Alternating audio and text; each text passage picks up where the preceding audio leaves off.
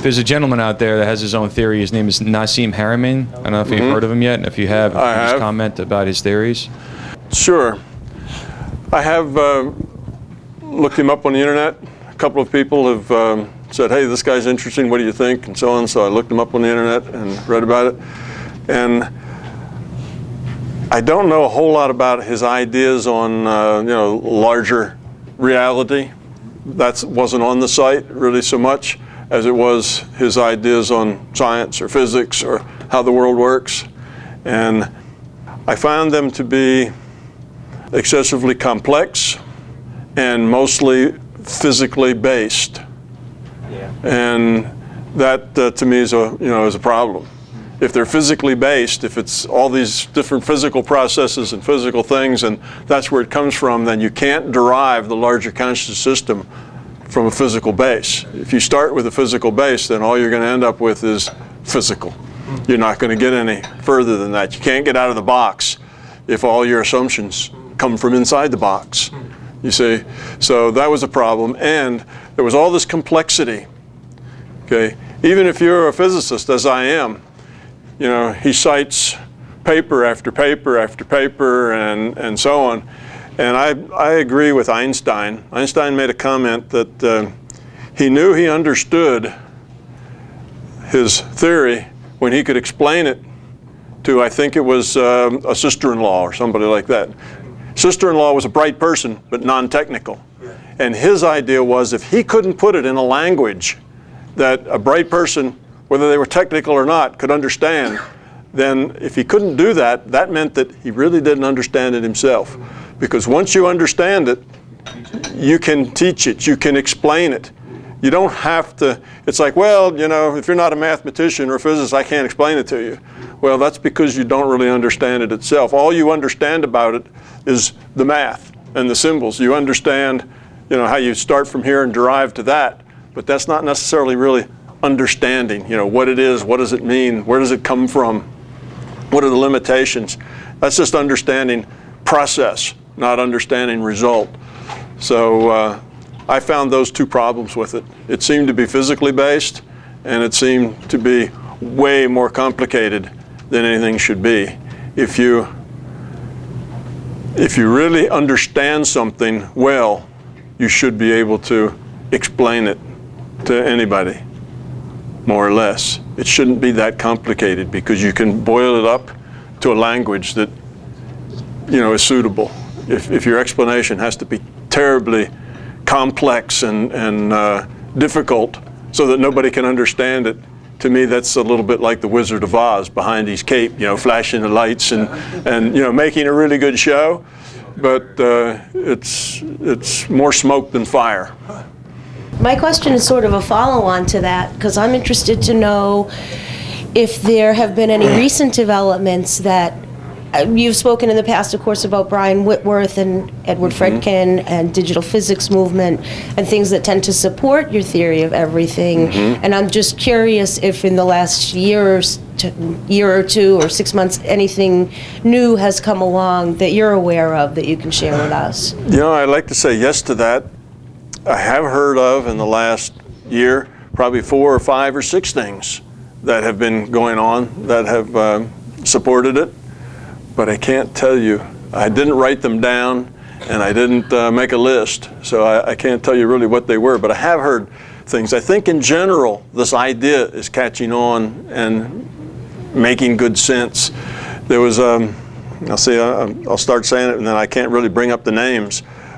I don't know. And most of this I catch in conversation and in emails where somebody, starts up a discussion and they're talking about this and they say that, oh yeah, look at this, just like, the fellow that you named. And I go look at it and sure enough, it's very, very similar.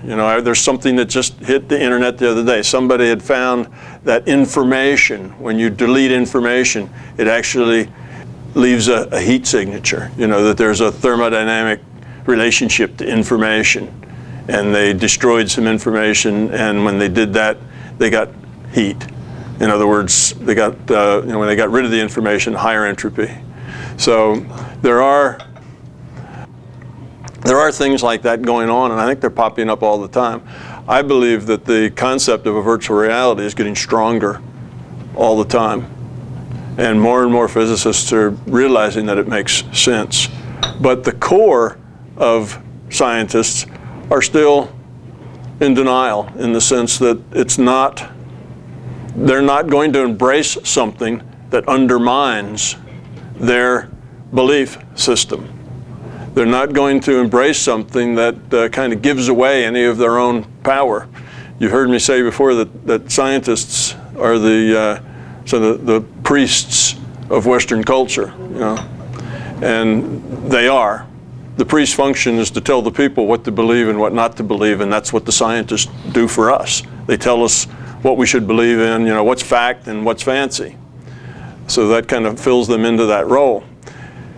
If they were to accept Edward Fredkin's ideas, which is the digital physics, and that we are a simulation and it's a virtual reality and so on, then they have to accept that it comes from, as Fredkin said, other. Well, who's the programmer? Where does it come from? If this is a virtual reality, a computer cannot program itself, or cannot just suddenly start,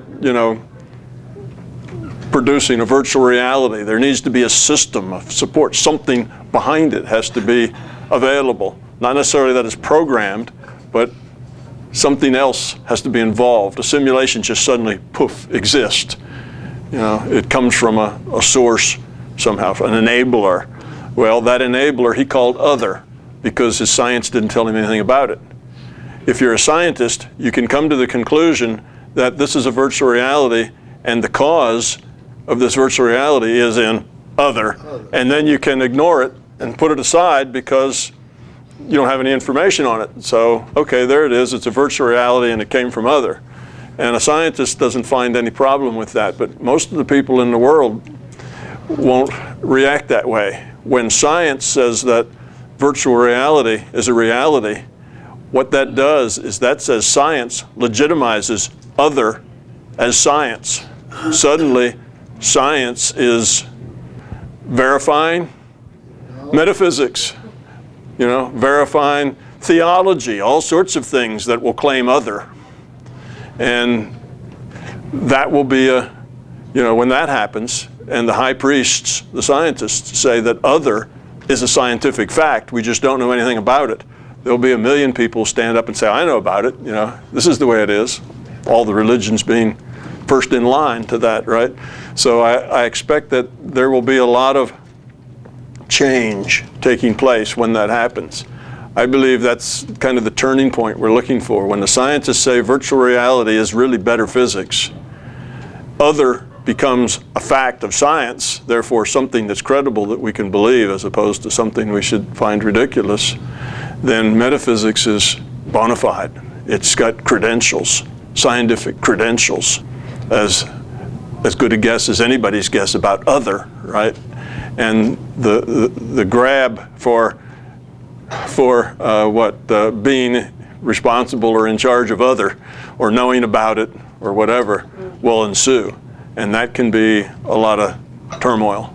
That can be a lot of scrapping and my other's better than your other, and so on, Hopefully, models such as mine will be available and known about to the point that there will be a logical scientific solution to that problem, that the other doesn't have to be a fight, that there's actually a scientific solution to the problem of what is other. Other is the larger consciousness system. That's what's fundamental.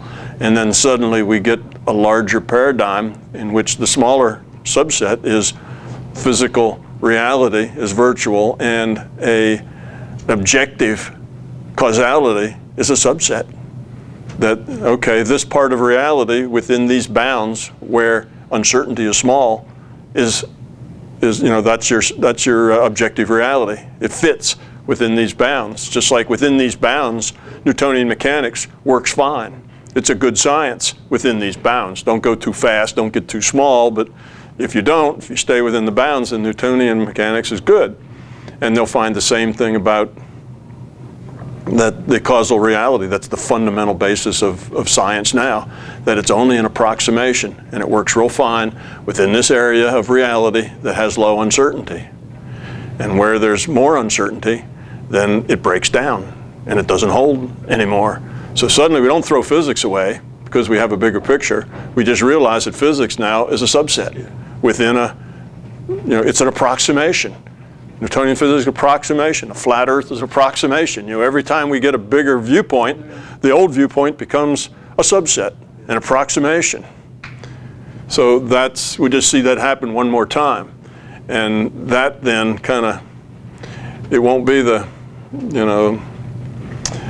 scientists against the theosophists, or the science versus the philosophers. It'll all come together under one understanding. That's the way we'd like it to come out. But there's going to be a lot of fighting and scrapping and hollering and screaming about other for a while. And if there isn't anything that's scientific and logical to step in and take that space, then it's going to be a long, hard climb out of the mess that we will descend into. But that's a good start. Yeah. It's a good start. Yeah, it's a place to start. So I think that's kind of where we are and where we're going with it. But now here, put yourself in the physicist's place. Here they are. They're the high priests of Western culture. And if they accept virtual reality, they give credibility to the enemy. They give credibility to to all the woo-woo nonsense, right, that they have been tossing out and dismissing all this time, suddenly has credibility. And not only do they have to, eat crow on that one, but they have to share the power. Now they're not the final word, on what's true and what's not. They have to share the stage. How many people willfully give up power and give up prestige and give up their beliefs because, well, it's right? So not very many. So it's going to be a longer time. Even though the facts are all there, even though the evidence is there, that's really not the problem now. The problem has to do with ego and beliefs and culture and all of that stuff. It's not, I have sometimes people say, well, when do you think there'll be some scientific breakthrough that proves all this? And say, well, there's been scientific breakthroughs that proved all this, 50 years ago. That's not the problem. Proof isn't the issue.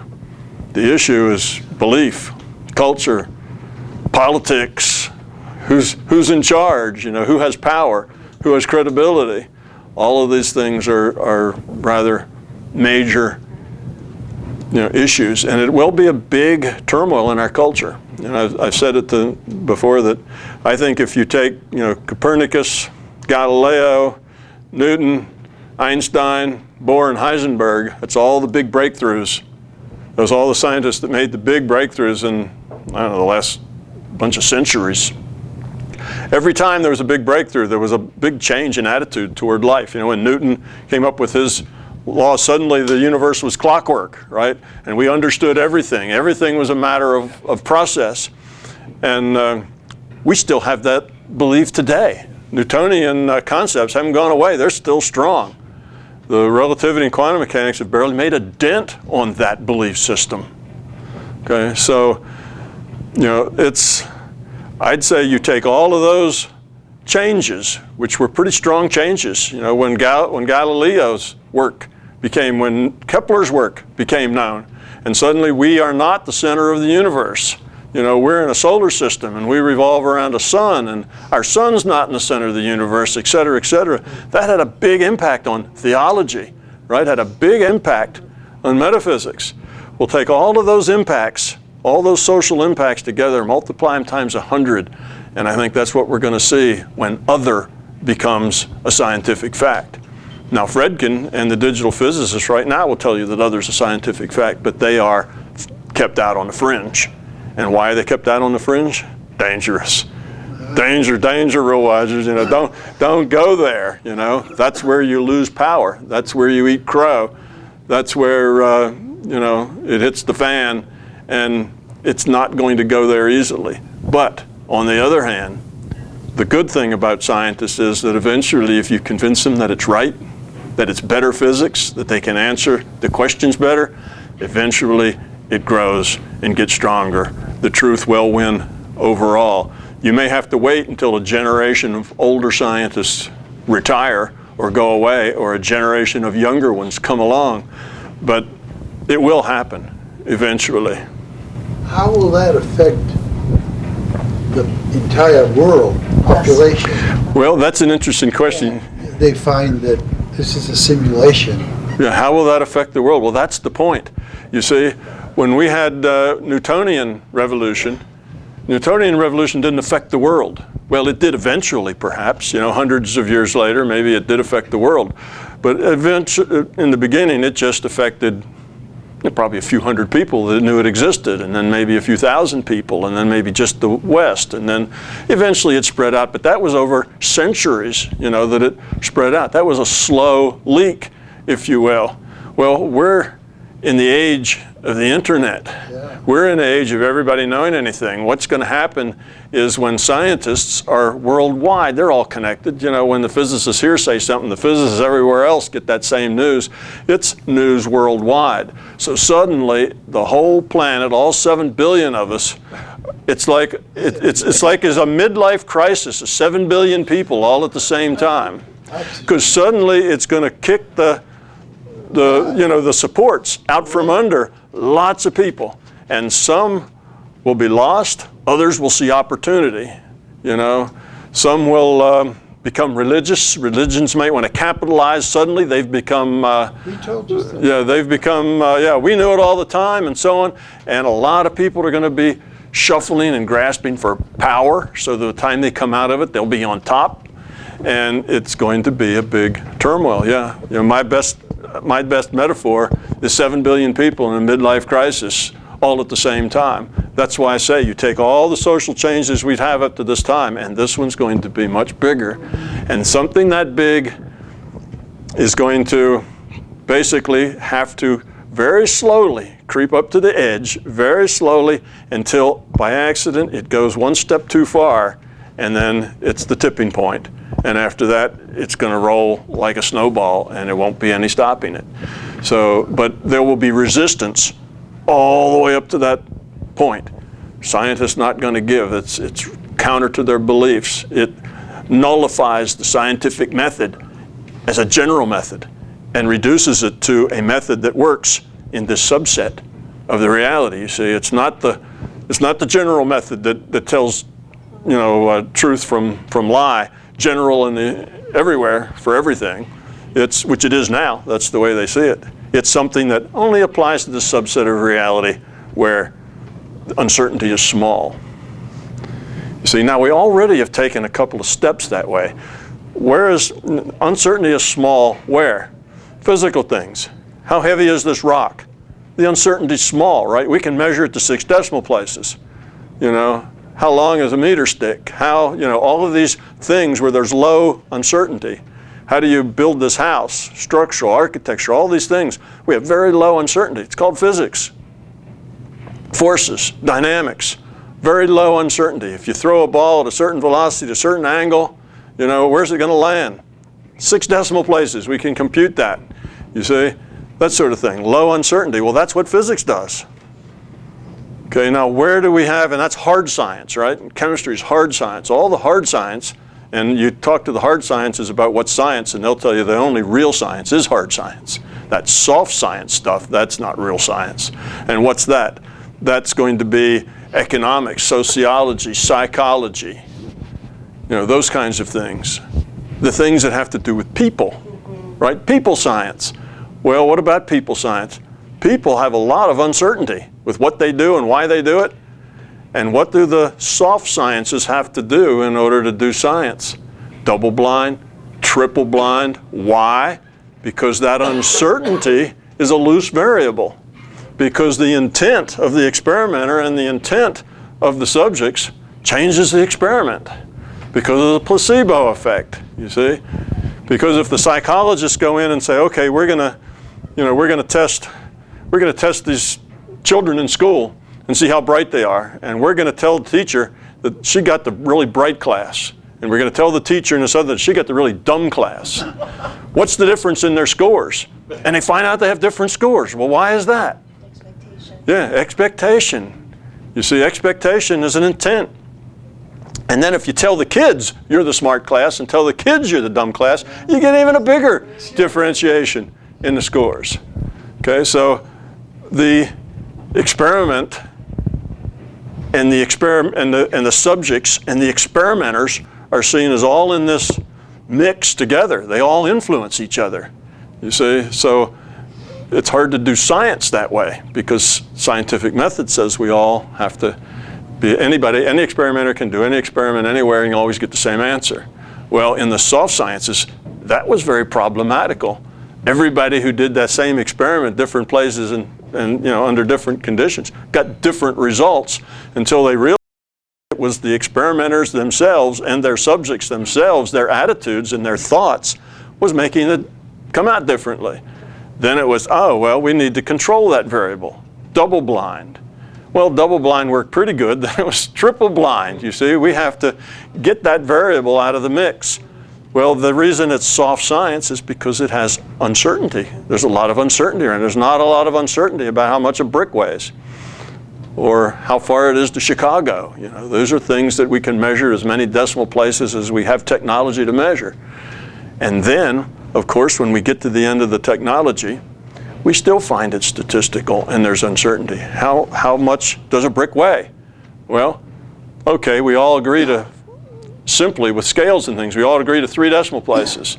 Well, with very high-tech machinery, we all agree to 7 decimal places. But after that, what do we have? Uncertainty.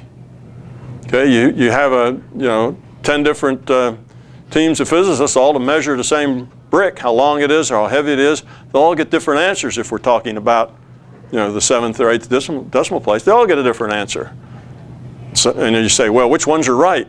Well, they're all right, you see. It changes from time to time. It fluctuates. It's statistical. Pieces of that brick are evaporating and other things are sticking to it. You know, the weight changes all the time. The length, how long is it? There's pits, there's valleys, there's things. It's not level, it's not flat, it's not straight. How do you measure it? You see, you get all the statistics, and that just tells you that if you get down to the point where there is more uncertainty, your objective reality goes away, and the only way you can describe reality is statistically. It's a statistical reality we live in, but where the probability, where the uncertainty is small, it looks like it's objective. You see, it looks like every experimenter measures this brick will get the same answer no matter where they do it. Well, that's right in the big macro world where we're only talking about, say, 1 decimal place. Well, I'll get the same answer. You start getting more and more precise and you realize that actually the length of that brick or its weight or anything about it, its volume, can only be expressed statistically because you get down to that level, nothing is objective. That's why it's an approximation. Our objective reality is just an approximation where the uncertainty is small. So all these things are obvious, right? Why couldn't any physicist, see that the objective reality isn't a fundamental principle? It's just a subset of a larger reality with small uncertainty. That's what we have. So this is going to be a big thing. 7 billion people suddenly having a midlife crisis, having their whole worldview of what they thought was real and what wasn't and what's allowed and what isn't, suddenly just kind of jerked out from under them. Do you think the government will step in and the government's going to try to stop everybody from say everyone's going to go crazy? Well, it's going to be quite the circus for a while, and we hope that the more dogmatic belief systems out there aren't the winners, right? Because suddenly there'll be a lot of people looking for that larger system beyond the physical.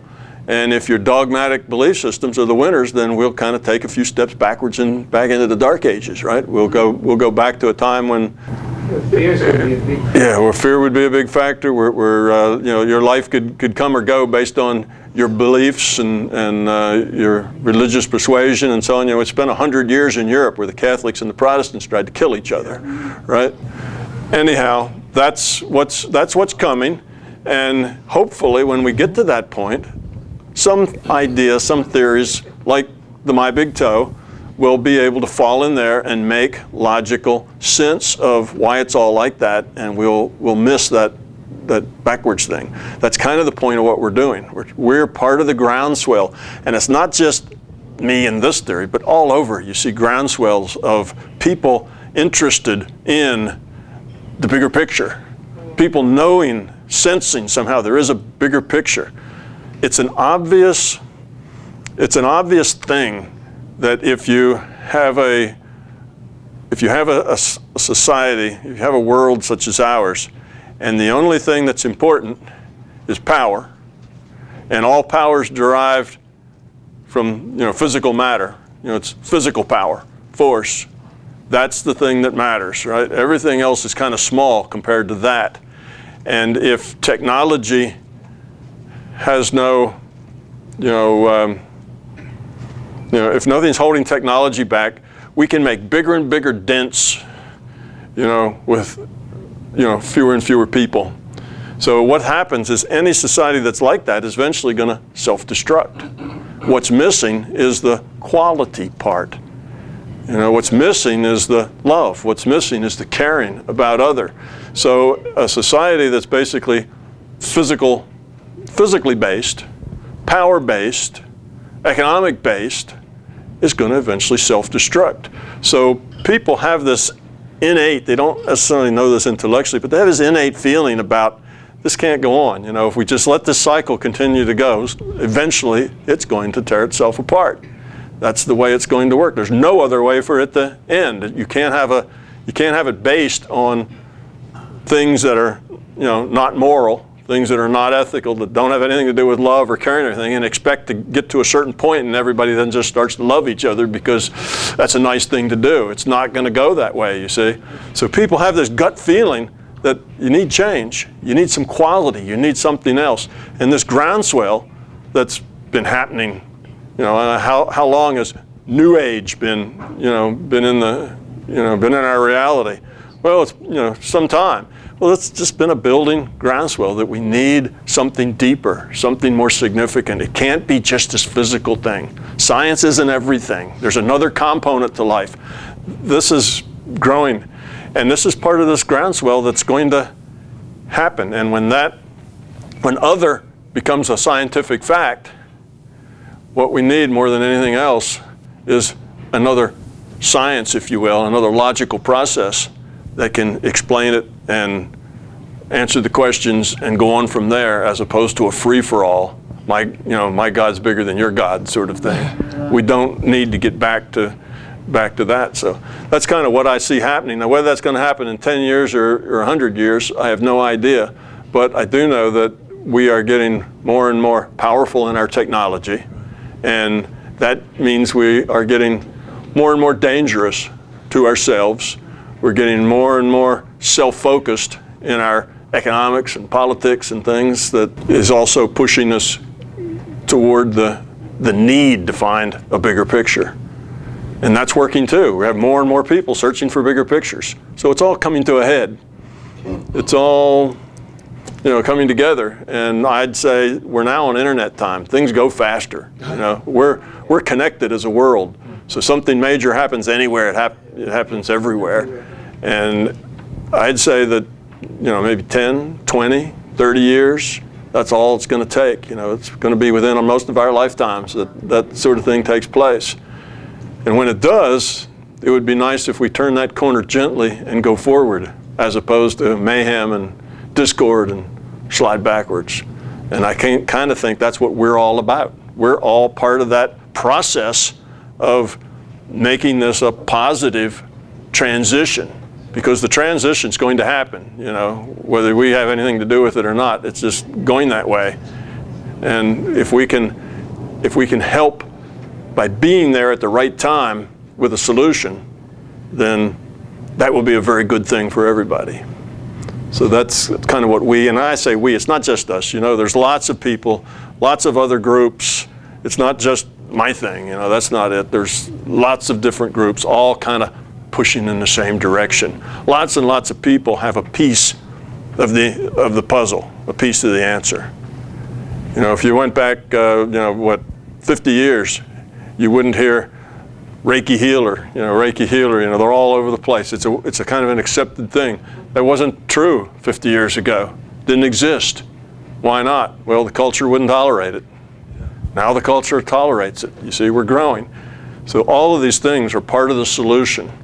You know, we see the crop circles. We mentioned that before. Well, that's opening people's minds. Reality is bigger than just the physical. Why? People's minds need to be open. We're headed toward a point where it's going to make a difference. It's interesting times that we live in. Now, maybe it'll be 100 years. I don't know. The scientists aren't easily going to give up their position as the, kind of the leaders, the arbiters of what's right and what's wrong, what's true and what's not. That'll be a struggle. They're not going to want to give up their beliefs. They're not going to want to give up their scientific method and relegate it to just a subset of a larger reality instead of the whole reality. That'll be a tough struggle, but it's all working. You see, the process is all working. The physics part is working. The virtual realities come up. It's getting more and more taken seriously. The non-physical people interested in metaphysics and in deeper meanings to things, that's working. That's bubbling up all over the place. So you kind of see we're moving toward a tipping point here where we're going to have some major changes, and they will be worldwide changes. You'd have to be somewhere in the jungle to miss it. You know, it's not going to be anybody plugged into the internet. Wherever there's computers and internets, this will take place in a big way. And it won't just take place in the West, it'll take place globally. It'll be a big... Actually, Tom, the people in the... I was in the Amazon, and I must say the people in the jungle are much more in tune with what you're talking about than we are. Yeah, well, probably so. They probably don't need to be a part of this, right? No. They're already there, yeah. I want to ask, well, a couple of things.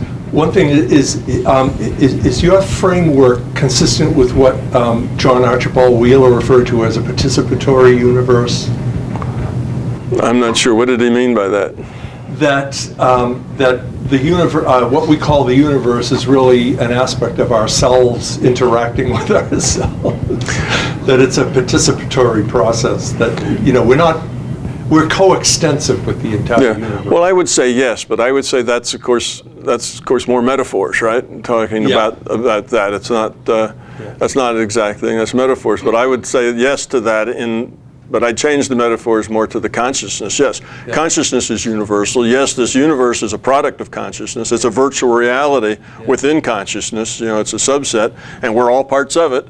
And it's there because of us, and we're here because of it. So it's a mutual, we say participatory. Yes, it's like that. We talked about how people have experiences that wake them up and show them that reality is bigger. So it's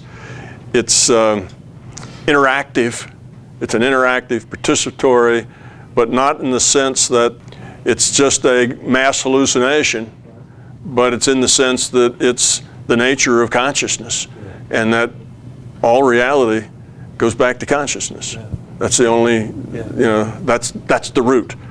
The other thing is that when you talk about the larger consciousness reality, or the AUM, would it be consistent with your framework to say that in these higher dimensions of reality, or higher dimensions of experience, that the subjective and the objective become merely two aspects of the same reality, which is neither?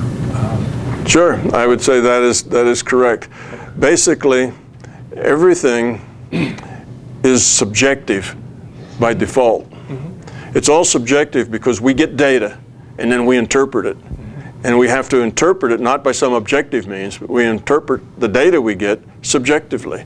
It's based on our experience, on our knowledge, on our beliefs, on our fear, on our ego. That's how we interpret the data. And then once we do that, then we come up with metaphors that mean something to us to explain it to somebody else. So it's all subjective. It's subjective, at various levels. Yeah, it's subjective from the top to the bottom. The only thing that is objective is what is approximately objective, where the uncertainty is small. There really isn't anything that's objective. Now, you might say the consciousness system itself is objective. But the consciousness system itself, being the source of the data, but the consciousness system itself is sort of a metaphor, if you will. We say Om or the larger conscious system. Yeah. That's our metaphor for what? This big fuzzy cloud of something in which we all exist and communicate, this digital system, this digital communication system. Okay, and we don't see that directly, we just infer it. We say, well, we make that as that's our inference, and how does that, is that a good assumption or not? Well, you then, like any other assumption or any theory, you say, well, does it explain the facts? Does it explain the experiments? Does it explain your experience?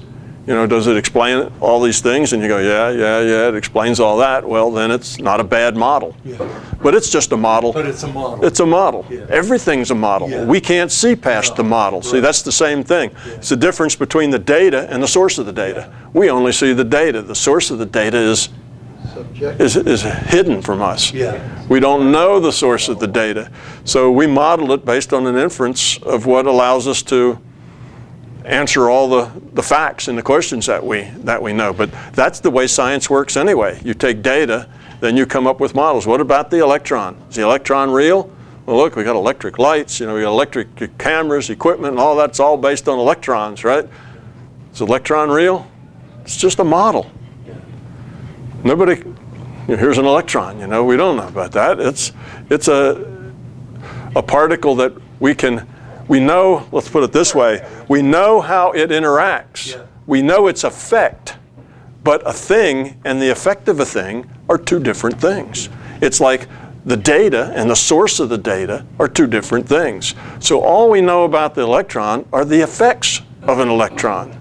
Then we make up a model of a little piece of mass with a negative charge on it. And that's our model. It's a little negative charge BB, right? And that's our electron. Okay, that's a model. And then we have atoms, which are positive charged, and then these little BBs zipping around them. Well, then we get into quantum mechanics and we realize, oh, that's not right. These electrons aren't really little BBs, running around electrons. They're a probability cloud around an atom.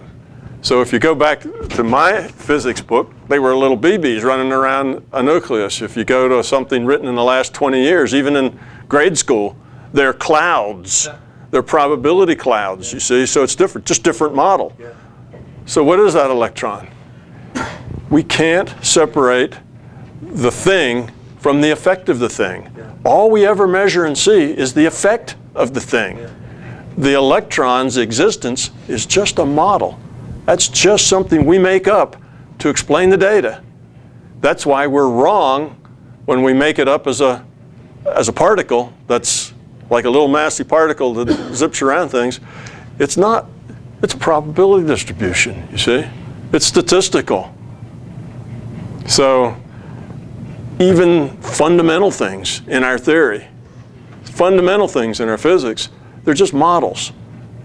Now you think electron is just a model, what about all the other things, the gluons and the pions and all these other particles? It's just the way we look at things. We look at things and take measurements, and then we create up, out of our minds, models that represent those things. But all of that stuff is all hypothetical. And we make mistakes when we begin to believe that it's real. See, that's the problem. And physicists keep falling into that trap so many times you think they would learn. I mean, they have been falling into that trap, since physics first started. The models they make up turn out to be wrong because they're making up models that are based on their belief in a objective, causal, physical reality that is fundamental. So then they make up particles, little hard massy particles, because that is an objective physical thing.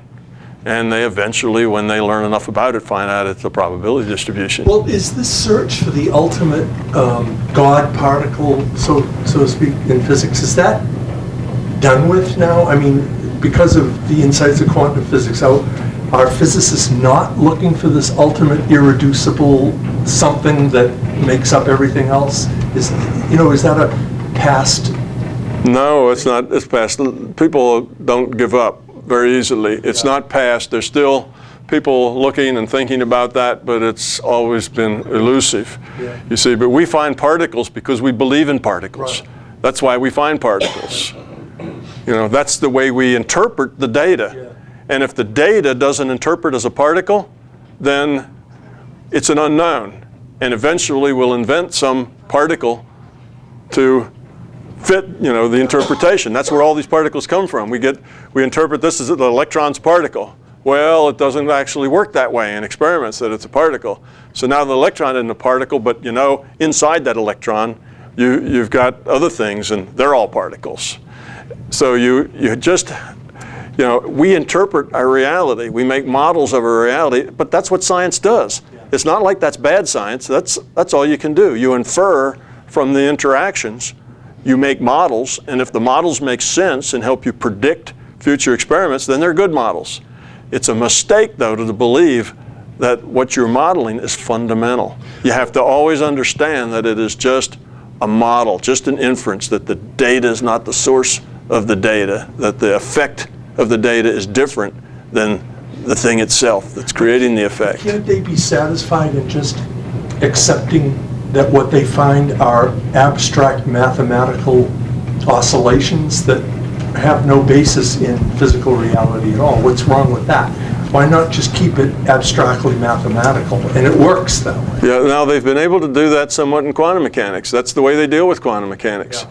It's just an abstract math. And if you talk to quantum mechanics people and you ask the question, you know, this is what we were talking about over lunch, you know, the famous quote is, "Shut up and calculate." See, that's because, in other words, don't try to figure out what's happening here. Don't make sense of it. Just look at the math and do the calculation. So they've done that sort of thing. But that's not very satisfying. No. See, that starts to put them in the same class as the theologians and the metaphysics, right? Yeah. It puts them in the same area. Well, we don't really know, but it sort of looks like this and feels like this. And well, they don't like that. No. They pride themselves on hard science, the facts only, scientific method. Physical reality is the fundamental reality, and that is where their power and prestige derives from. That's how they get to be the high priests of Western culture, is because they can certainly tell us with no error what's true and what's not, what we can believe and what we can't. If suddenly it's all this kind of magical stuff, well, it's in the math, you know, you can believe it, it's in the math, that's kind of weak. Yeah. So they resist that. Even the quantum mechanics people, you know, resist. They do it because it's the only thing that works. But if you ask a physicist today, well, what is a field? I mean, they'll just say, well, a field is just a field. They can't. I say, oh, so ask this Harvard physicist, what is a field comprised of? Well, we don't know. It's just. It's a field. It's a field of energy. But they believe that field exists and that it's fundamental, and that's the problem. See, the field's a model. Yeah. What they measure is an effect. Right. The field is something they make up to explain the effect. And then, because the effect is a physical effect, of course, then it must be a physical field that does it. But then when you ask them the question, well, where is this physical field? Yeah. And then suddenly it's like, oh, well, I really don't know. You know, you get that kind of thing back. But for some reason, they don't see the inconsistency. And they go on because that's where their power base and that's where their training and, you know, that's where their beliefs lie.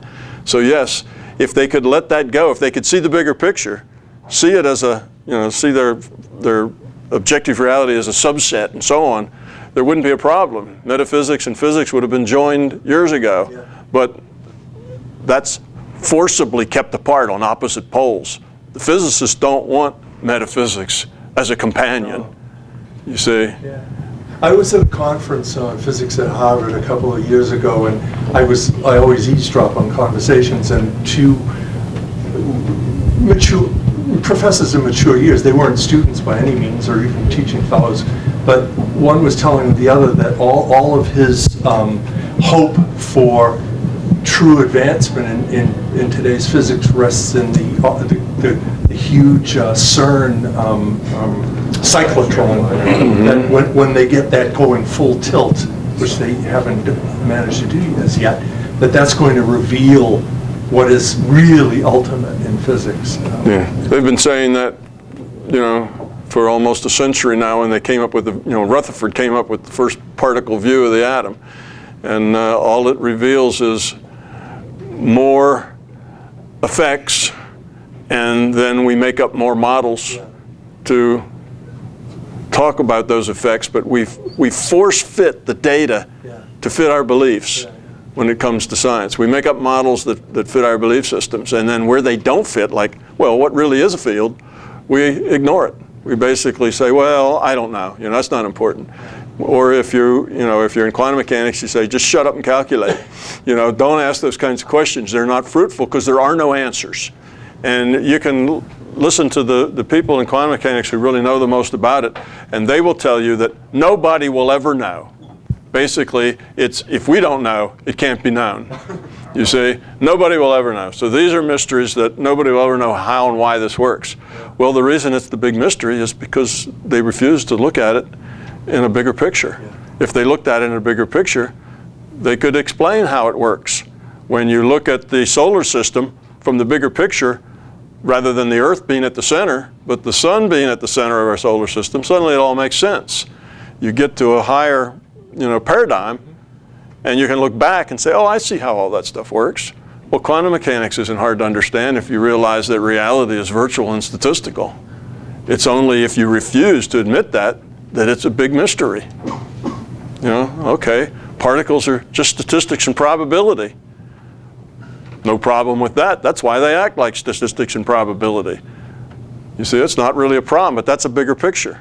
They see that they act statistically, and then they say, well, that's just weird. Don't talk about it. Just calculate. It's so abstract and mathematical, though. It's not tied down to anything tangible that with the aid of high-powered measuring devices can be actually noted or measured, or, in other words, it's still on the level of abstract. Well, quantum mechanics has been a very effective science at predicting results, and quantum mechanics actually has subsumed mechanics, right? Quantum mechanics will predict all the things Newton said. You see, so quantum mechanics is a very successful science. Yes, it's very abstract, and it's very mysterious, just because from the little picture view, it's a mystery. Many things are mysteries from little picture views. From a bigger picture view, it's not that hard to explain. But nobody wants to go there because that undermines them. It undermines their ideas and their beliefs. So that's the struggle that's going on. And this struggle is just going to take a long time to settle out. But long time in internet time may be, a decade, right? Or 2 decades. It's not the long time like between Galileo and Newton. That was a really long time, or Kepler. But I don't expect hundreds of years to go by before we see it hit the fan. I think we're going to see it in decades, maybe several. Because of the bioelectric organism that we're all involved in. Yeah. The internet. Yes, exactly. Yeah, it's not like 20 people will find out, and only those 20 people will know for the next 50 years. When 20 people find out, the whole world finds out the next day. And we have any other questions? We don't want to just dominate this with physics here. It's interesting to me, yeah. But I know the others are kind of rolling their eyes in the physics here. They're probably done with it. I'm going to switch gears. I have a question about access to the data stream. So, okay. And what I should, if I'm not gaining access to a particular database, like the actualized past, for example, which would be interesting to me because I have a bad memory. I could just go back and revisit it, But if I'm not gaining access to that, is there a reason for that I should derive from that, or I'm just not doing it right? Well, probably all of the above. Again, it could be all of that. Mostly, if you're not able to access that database, it's probably because of your own issues, beliefs, worries, fears. A lot of times it's just like we were talking about the first time somebody makes contact with another being from the non-physical. They make contact, some other being says, hello, And right away, did I just make that up? You see, you immediately start second guessing it. You go in and get to the database and you get something. The first thing you say is, did I just make that up or is that real? You see, you start guessing it, second guessing it, examining it, judging it, and that just destroys it. So part of it is the very same thing. You need to, you can be the one that's ruining your access, probably more likely than anything else. It is possible that if your access would not be helpful to your growth, that you won't get it. It will be difficult for you because it's not good for you. Now, the way you solve that problem is get rid of the fears, beliefs, and ego that makes it not good for you. Make it so it is good for you. Make it so that if you really are going to grow, you need this information. Then the system will be likely to help you get that information. But if it's like, well, if I get that information, what I really want to do is get information out of the probable future database so I can do better in my stock portfolio, you see, then you're not going to get much help. Matter of fact, you may get some drag, if that's your thing. So it depends on the reasons why, what you want to do it. Is it just ego, like, well, I just want to find out. I just want to see it. I think it would be neat. If it's like a sightseeing adventure, well, that's mostly just ego. That's not really going to help you grow up any. Well, the system's not really anxious in helping you do that because it's neither here nor there. It's not effective. It may not hurt you either. Or maybe if you do it and then you get good at it, that would make you feel superior and better than other people. See, that wouldn't be good for you. So it's that kind of thing. But so it's the quality of my intent, not necessarily just the forcefulness of my intent. Yes, it's both. It's quality of your intent, and it's the clarity and steadiness of your intent, and it's to know enough not to judge and not to analyze everything you get. Get it for a while until you get a good, strong connection going to where you're getting in the same data, to where you're feeling confident, and then start analyzing and judging the content of what you get. Eventually, you do want to analyze it and judge it. It's not that analyzing and judging is wrong. It's just wrong before you have enough data to really do it intelligently. So, just do it for a while. Don't get something and right away, question it. And the system isn't telling me that, you shouldn't go here, come back when you grow up or something like that. It's just... Probably not. Yeah. Probably not. That, okay. That can happen, but it's not likely. Okay. Yeah. I have a question about the idea of free will, which you advance pretty strongly in your book.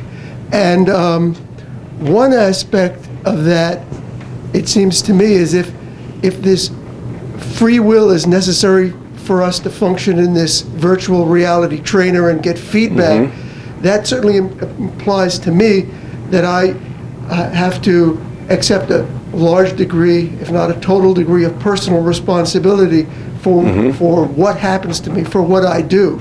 Yes. And that would seem to go against a lot of the scientific belief, if you will, in the behavioral sciences, because as I understand it, they have borrowed a lot of the cause and effect thinking of the hard sciences, and they would view my behavior as generated by causes, not by purposes, but by causes, whereas the model that you advance, it seems to me, would imply that my behavior is largely dictated by my choices, maybe not conscious choices. So could you speak to that issue a little bit? It's a little bit of both. Both of those are mixed up together. Remember, in this virtual reality, the virtual body, virtual brain, virtual nervous system serves as constraints, okay, on what the consciousness can do with that system. Okay, so in a way, if your brain chemistry is deficient or defective in some way, then you may be angry, or you may be depressed, or you may have some other kind of thing because your brain chemistry doesn't support it being any different. You see, so that is biological, and there is a cause there. So there are some of that going on. It's not that there is no causes and brain chemistry doesn't matter and so on. But besides that, there is the other side where you do have certain choices. Okay? Now your choices will come and go based on, your environment and the situation, your knowledge, and on your brain chemistry, on your constraints that are on your physical, virtual being that constrain your consciousness. So here you are, you have choices. Let's say there's a person and they have all these choices. They have a choice, to not get angry. They have a choice to do all this kind of stuff, and then they get hit in the head, or they get brain injury, or they get some kind of disease that affects their nervous system. Now suddenly they're angry all the time. Okay, well, you've just run into a constraint, and what you've done is you've taken some of those choices away. They did have a choice before not to react angry because that was one of their choices. And now they don't have that choice because now their brain chemistry has changed to where anger is the dominant thing that they get. Why? Because that's just the way, the brain has to support what's going on in consciousness. So it works together. But there's a certain number of, all free will says is a certain number of choices that you have. Brain chemistry can take some of those away. Being locked in jail can take some of those away. Being born with one leg can take some of those away, right? There's lots of things that can happen that take some of those away. And that'll give you a different set of choices. Often it also adds some choices. If you're born with one leg, some of your choices disappear. You'll probably never be a marathon runner, right? It's not going to work well, or a basketball player. But there's other things that you might learn from that handicap about ego, about not getting into self-pity, about being not feeling inferior, about relationship, and all kinds of other options that are now available to you that really weren't available to you if you had two legs. Well, they were still available, but they may not have fallen into your set of choices. You wouldn't have thought about them. They wouldn't have come up so much. So sometimes it gives, sometimes it gives and takes away, both at the same time. But it's both. So free will says that within the set of choices that you have, now this is not all the theoretical choices you have. It's not like here's all the possible things you could choose, but only the things you know about, the things that make it through your knowledge, experience, fear, filter. So now I've got these 100 things that I could choose. I can pick one of them out of my free will. And if my brain chemistry reduces that to only 90 instead of 100, well, I get to pick one out of the 90. That's my free will. So free will can contract. I shouldn't say free will doesn't contract, but the decision space contracts or expands. And when it does, your reality contracts and expands. Some people live in a bigger reality than other people. 10 people who tend to be suicidal live in little tiny realities. And the only thing in their little tiny reality is the thing that makes them miserable. All the rest of the world doesn't exist or isn't important. You see, they get a tiny little reality and they only have one choice. It's the only thing they can do. It's the only thing that fixes it, and that's suicide, you see. Tiny little reality. The bigger you expand, if you are able and conversant in the larger reality, now you live in a bigger space, much bigger space, a lot more choices, a lot more potential for growth because you live in a bigger reality. So everybody lives in a reality kind of their own size and making, if you will. And the only thing that free will gives us is the ability to choose from what's in our decision space. But other things, outside influences, biochemistry, put in jail or not, handicapped or not, all kinds of those things affect what goes into that decision space and what we make of it. So that's kind of the overview of how all that works together. So it's both. It's not just one way or the other. That it's all deterministic with biochemistry, or it's all mind over matter. There's some of both. And you can change that biochemistry to some extent with the mind and with the intent. So if that biochemistry is bad, one of the reasons biochemistry is bad is because somebody has a lot of fear. You see, it can go the other way around as far as cause of effect can go. It can be the fact that you have a lot of fear is manifested in your body by a biochemistry that keeps you depressed. So you don't make enough serotonin and you have depression problems because you have this base of fear. The fear is really the cause for the biochemistry. You see, an expression, if you will. The physical expresses the mind. Generally, consciousness comes first. The body tends to follow. So in that case, to say that the biochemistry is what's causing the depression, well, that's right in a sense. It's not really causing it, but it's from a physical viewpoint, it's the cause. But yet there's another cause that's causing that biochemistry. See, there's a deeper cause. This may be the cause for that, but then there's yet another cause for this. And the mind generally is more fundamental and affects more. And that biology is often just a representation of what's going on in consciousness. And if you fix the consciousness, a lot of those physical problems go away, just disappear on their own. All those doctors that are giving medications to all these people that have chemical imbalances and so forth, I mean, they're actually inhibiting a real cure or whatever. So in some of them, not necessarily all of them. Some of them may be just purely physical based, but probably a good number of them are not. A good number of them that low serotonin, if we take that as just one representative thing, is an artifact of the fear that those people have. So what the doctor is giving them is two things. Well, he gives and he taketh away, right? He gives them a way to deal with the fear more successfully in the society. But it takes away their ability to conquer the fear, because now that they don't have to deal with it, there's no need to.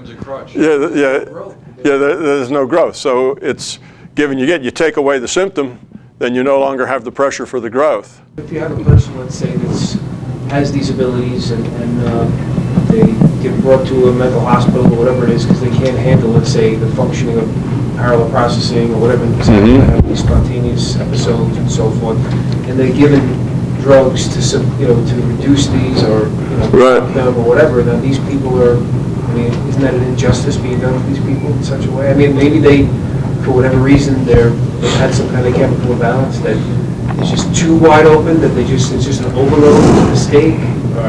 Well, it depends. The way the world works is that stuff happens and we deal with it. That's basically, life boils down to that. I'm being polite. Stuff, right?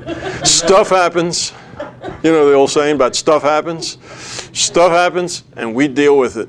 And that's really the fundamentals of life. So if you come here and you come here with one leg or with a birth defect or something, it happens. There's a lot of randomness in biology. There's sometimes not random, sometimes it's a plan. Maybe it's something you need to learn. But stuff happens and we deal with it. So if you can't handle that, there's multiple realities or so on, well, if you can handle it and you deal with it, you may grow from it. If you can't handle it, somebody's liable to put you in an institution, turn you into a zombie with drugs, and that's it. You're done. You'll be a zombie until you die there. All right, better luck next time. You see, next experience package, you get to try something else. Because the system isn't perfect, correct? The system isn't perfect. The system gives you opportunity. You can take it or leave it. You can make that opportunity or not. Or somebody can jump out from behind a bush and shoot you. That happens. And when it does, you deal with it, which means... What's the word? I mean, a high degree of difficulty opportunities that they'll be given? Yes. If you're not generally given opportunities that you can't handle. Those just happen sometimes. Sometimes that just happens. The way things go together, you're given something that's just too hard to handle, and you don't do well with it. But most of the time, what you plan to do anyway is something that is within your grasp to deal with. And a lot of times, people going into a new experience packet are very optimistic about what they can deal with. Oh, I can handle that, I'll take this giant step. That'll be good. I'll handle that. Yeah, give this to me, and I'll beat that rap, and that'll be great. And then they get there and right to the mental institution, and they're done. So then that's all right. You can't give this experience packet but so much weight. This is just one experience packet. You get another one, another one, another one after that, and so on. So if some of them kind of turn out badly because of bad circumstances, on the way to America, your boat sinks. So you don't become or do whatever the grand things you were going to do, then that's the way it is. You just get another chance later. What What is the limits to your processing capability? Or what is the limits to your ability to increase the quality of your consciousness above what you came into the packet with? I mean, how far can you increase that limit, your quality? You can increase it quite a bit. Now, most people, a smidgen, or maybe a half a smidgen. We had this argument with Ted. Yeah. Most people don't, it's just typical that most people are totally unaware of what they're here for, what their purpose are, the nature of reality, anything else. They have no idea they're here to become love, or that even love or caring about other people will make their life better. They figure what makes their life better is take care of number one, right? That's how you get through life, is because if you don't take care of number one, nobody else will. So they have that idea. So they're just clueless, wandering around on the playing field, and they don't know what's going on. They make just little tiny increments, if anything at all, because they don't have a clue. Okay, now, you have other people who come here who have been around a few times who do have a clue. They're born with kind of an inherent understanding, and maybe these are some of your right brain people, an inherent understanding of the big picture and what's going on, and they are immediately at the age of 3 giving, caring, having a bigger picture. There's some people like that, and they may come in and make great gains. They may start small and come out big as far as the quality of their consciousness. So you can make large gains. Most people make very small incremental gains. And the difference often is whether or not you really understand and care about what you're here to do. You can understand it and really don't care. Say, well, okay, I'm in this game. I can't help it. I don't want to be here. Somebody put me here. To hell with it. I'm going to go have a beer. And if that's your attitude toward life, then you're not going to do a whole lot as far as the quality of your consciousness. But if you come here and you say, I get it, I know what I'm here for, I'm really going to work on it. I'm going to work on that damn ego. Every time I catch it, I'm going to find the fear that drove it, and I'm going to get rid of it. And you pursue it, and you work on that, you can make huge strides in a single packet. Well, that's real work. That's something you have to dedicate yourself. That's real work. You have to be aware of your consciousness constantly. Awareness. It's something that is That's right. becomes a part of your life, to like a lifelong. But in our culture, there's also that side flip, because we have that conditioning of the scoreboard, and as far as, well, I have to have a career, I have to have this. You have all these things because of this crazy, insane culture that we have. And on the flip side, if you have this spiritual essence that is, surging to come out, so you have this balancing act that you have to kind of do to survive in this simulation. But that culture that needs you to have a house in the suburbs, 2 cars, 3.5 children, and whatever else you're trying to beat the Joneses, or at least be normal in our culture, that doesn't have any negative effect on your desire to become spiritual. It's not like those two are incompatible. Those two are entirely compatible. You don't have to go put on a bright orange robe and go, sit down and do and that sort of thing. You don't have to do that to become spiritual. You can. These instances can thrust you into situations that are challenging, and out of that challenge, spiritual growth. And out of that challenge, you can grow up more. Like I say, that wife and kids and mortgage can teach you things that are spiritual. A monastery can't. That a monastery can't. Yeah, that a monastery can't. Exactly. Now you can take, and I've met some people like this who have spent a long time sitting in a cave somewhere becoming spiritual. And they do this mostly out of Eastern tradition. But they go off by themselves, become hermits, sit in the cage, they become spiritual. They meditate all day long, they do these things, and what happens is that their spiritual growth gets uneven, widely uneven. In this part of themselves, they're very grown. In that part of themselves, they're not. And what happens to those people then is when they come, their next incarnation, when they're not sitting in a cave, but they're married, got 4 kids, dog and a cat, and a boss that irritates the hell out of them, you see, they can't deal. Well, here they are, supposedly very spiritual people, and they have made some progress, but there's other parts of them that are very uneven. And when you look at the energy of those people, it's really interesting because they have, you look at their energy body, their spiritual energy and so on, and you can see this very uneven growth where here's all this great spiritual quality and then here's all this low crap. And it's all in there together, It's because they didn't get rounded out very well. You have to grow the whole thing up together. You can do the same thing with children. You can take a 3-year-old and start drilling them on reading, and by the time they're 5, you can have them reading, 6th grade level or something. If you push and push and push and make them do it, or make them play the piano, or make them dance, make them do anything, you can make them good, by God.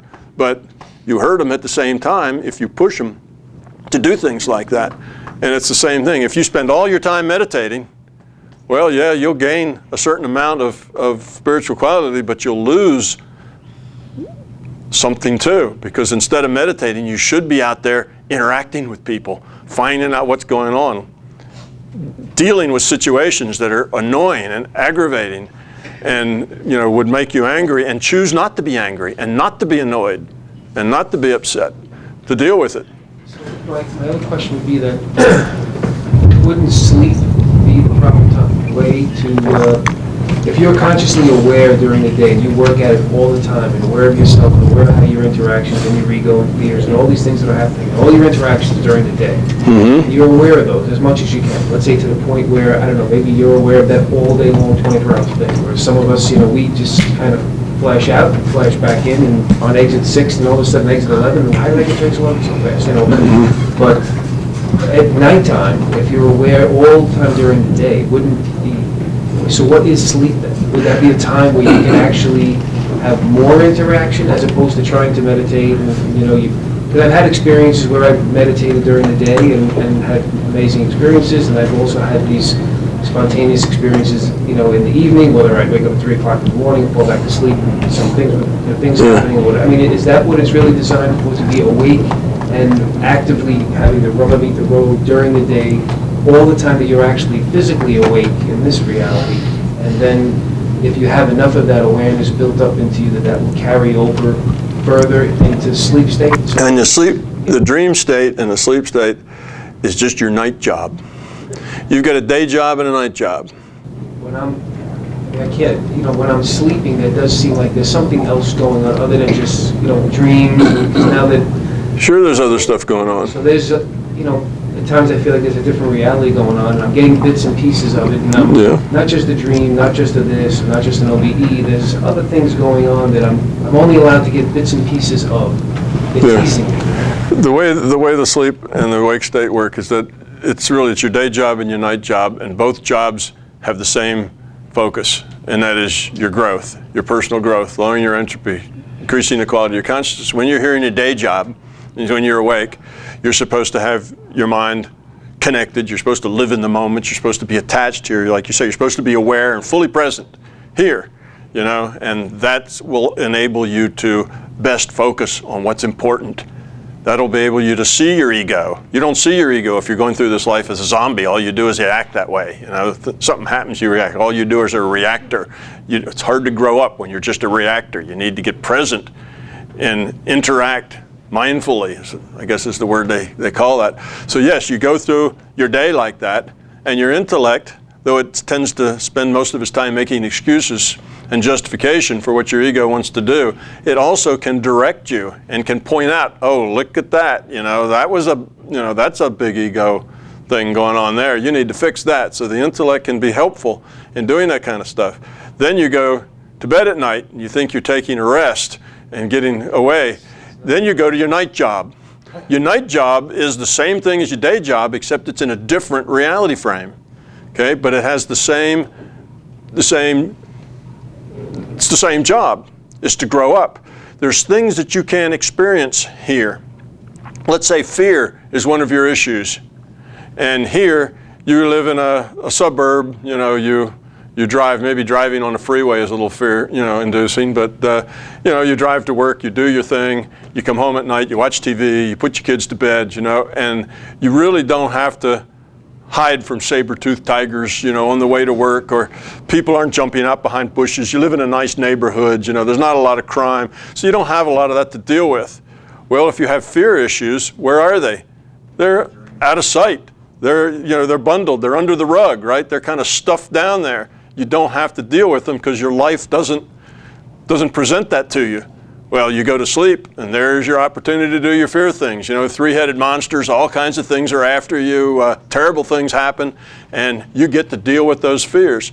So that reality is different. You get to do things there, but it doesn't have the same physical consequence and interactive consequence as it does here.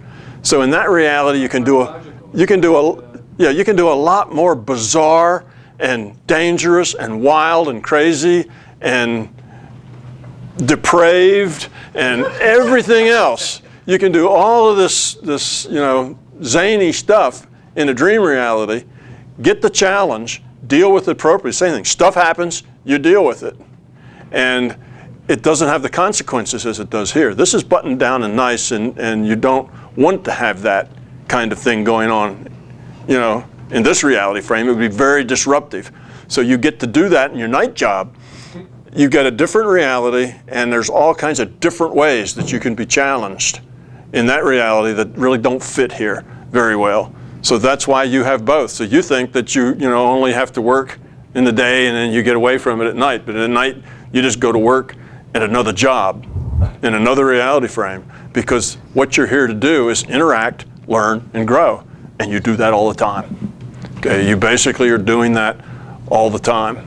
Now your body needs rest because it needs to regenerate some stuff, and there's some physiology going on there that requires your downtime. But while you got downtime in this virtual reality, it's uptime in another reality frame. So yes, things can happen in your sleep state. Depends on what your needs are, and at what, just like it does here, it depends on what's useful to you. Some people never remember any dreams, or all they know is they black out and they wake up in the morning. They probably wouldn't make anything of it anyway, or they'd dismiss all of it. They wouldn't learn anything from it, so there's no point. Other people learn lots from their dreams. They pay attention to them. They see that they're tests of fear and other kinds of things, and they try to deal with it. Well, those people remember what they're doing. And some people will go into a dream and actually go to classes. While they're asleep, they're enrolled in classes, and somebody's standing up there and lecturing and telling them about life and what to do. So it depends on the level of where you are and what you need. The system will give you the challenges that you need for you to grow. So it's an individually custom fit learning program for you. And if what you need is lecture, they'll send you to classes. If what you need is tigers to jump out from behind bushes, then you'll get that. If what you need is to experience death and to lose your fear of it, you'll die a lot. If what you need is, whatever. It's very dynamic. Yeah. Very dynamic system. So it does. It changes to meet your needs. It's a very individual system. It's not just a one-size-fits-all, throw you out, sink or swim, do what you want. In a way, you can see it that way. You either deal with it or you don't, right? They lock you up in the mental institution or they don't. Whether you do it or not, well, try again next time. So some ways you think, well, gee, it's a really uncaring system. But it's not really like that. It tries to give you things that you can deal with. It doesn't set you up for failure. It nudges you all the time. It gives you visions, and you see things in the subway that don't make sense. You see things with your little dogs and cats and things that help fix what's wrong, and it's helping you along with this process. But sometimes there's a lot of random stuff going on here, and a lot of people interacting, and stuff happens, and you get run over by a truck. All right, start over. So it's both of those. You get both of those. Sometimes you think it's this heartless, cold system that doesn't give a damn, and other times it seems like mama taking care of you. It's really both, and it's both all at the same time. So it's the fact that stuff happens is just the way the system is. You're not here to be coddled, you're here to learn. So if you get sick and are miserable and you lose a leg in the war and you go blind and other things happen to you, then you deal with it. You learn from it, you grow from it. It's a challenge. It's not like, oh, woe is me. If you sit around and feel sorry for yourself, then you don't go anywhere.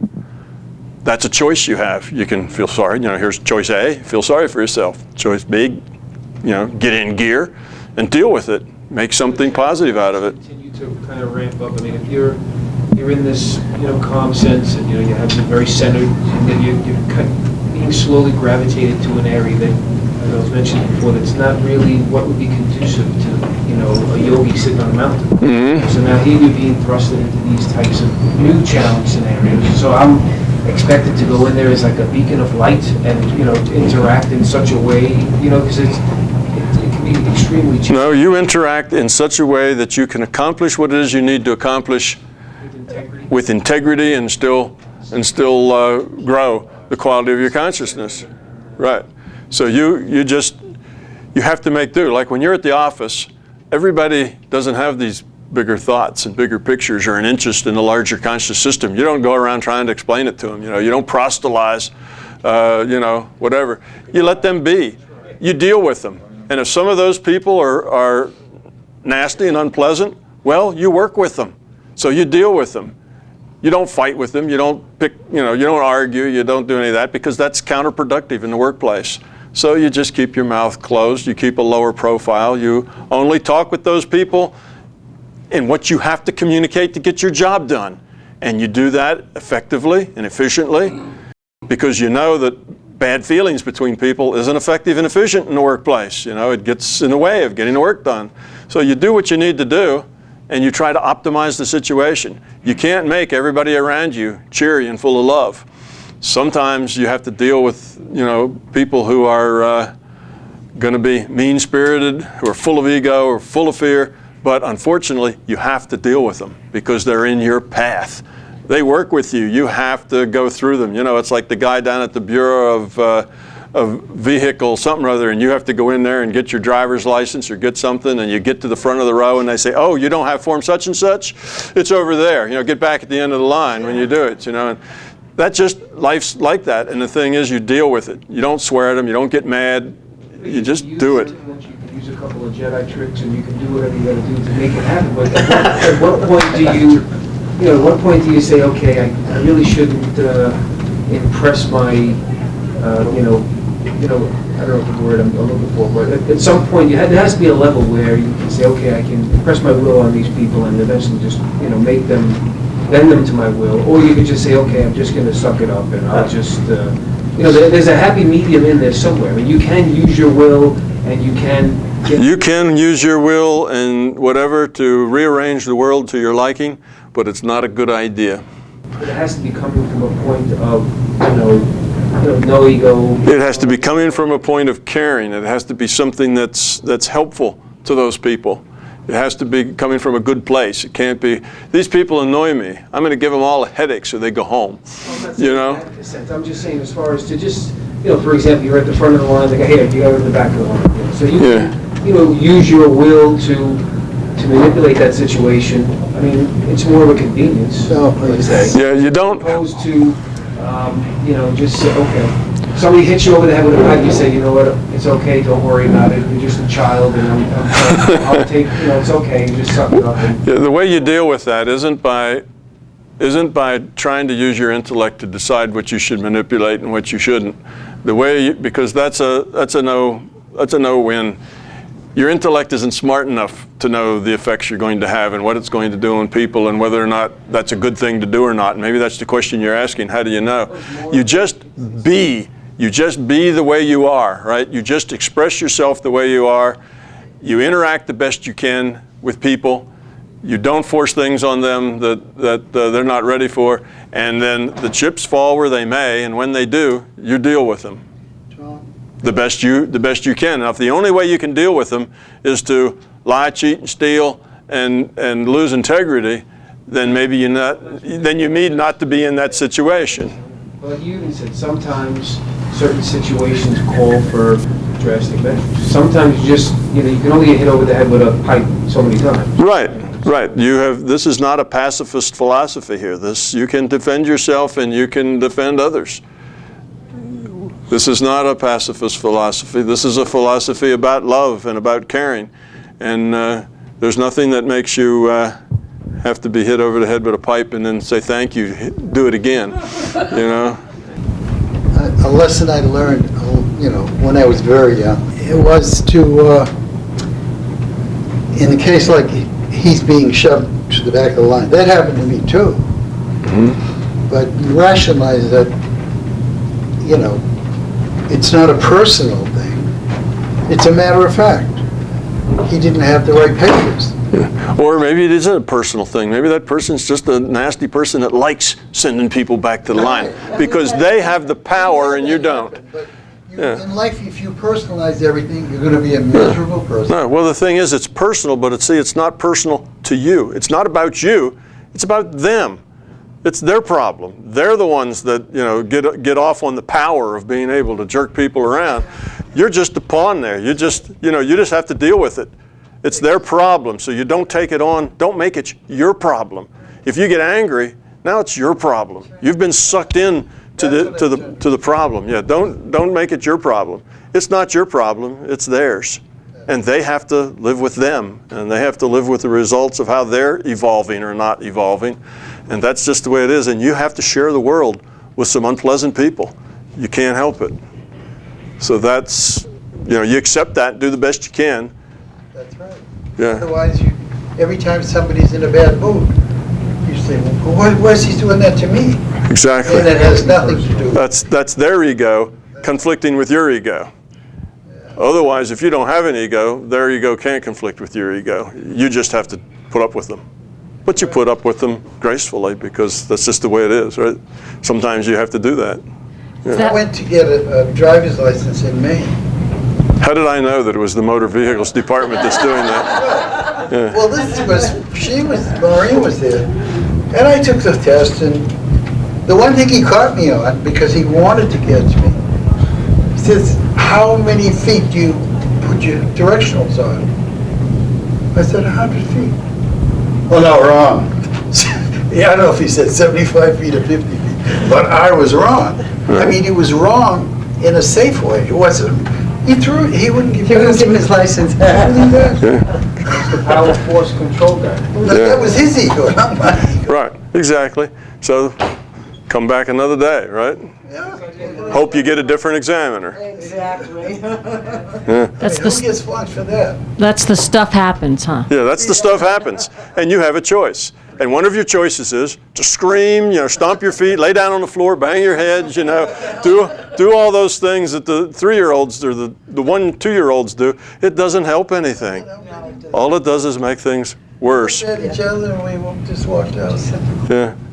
Try it again. Go to a different DMV place next time. Go to a different one. Yeah.